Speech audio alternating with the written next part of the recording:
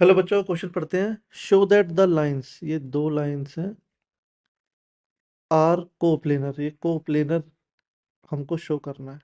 ठीक है, की कॉन्सेप्ट समझते हैं। की कॉन्सेप्ट, लेट से दो लाइंस हैं। ये A1 पॉइंट से पास कर रहा है और B1 के पैरेलल है, B1 वेक्टर के। ये लाइन A2 पॉइंट से पास कर रही है और B2 वेक्टर के पैरेलल है। अगर A1 A2 को ज्वाइन कर दें तो तीन वेक्टर दिख रहे हैं अब हमको, B1 B2 और A1 माइनस A2 या A2 माइनस A1। ये तीनों वेक्टर कोप्लेनर होंगे। अगर दोनों लाइंस कोप्लेनर हैं तो तीनों वेक्टर क्या होंगे? कोप्लेनर। तीन वेक्टर कोप्लेनर का मतलब है तीनों का बॉक्स प्रोडक्ट जीरो होगा। तीनों का स्केलर ट्रिपल प्रोडक्ट कैसा होगा? जीरो होगा। चलो समझ लेते हैं अब इसको।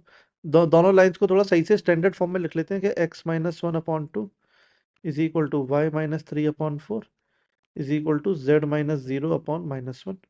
मतलब ये किस पॉइंट से पास कर रही है ना, इसको थोड़ा सा डायग्राम भी बना देते हैं। ये पास कर रही है 1 3 0 से, और किस वेक्टर के पैरेलल है? 2 i कैप 4 j कैप और -1 k कैप, इस वेक्टर के पैरेलल है ना।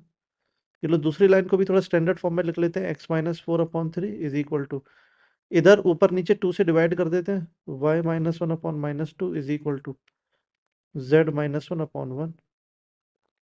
ये जो लाइन है ये पास कर रही है 4 1 1 से एंड पैरेलल टू 3 - 2 1, इस वेक्टर के पैरेलल है ना। इन दोनों को ज्वाइन कर दिया, आ गया एक B1 वेक्टर आ गया, एक B2 वेक्टर आ गया।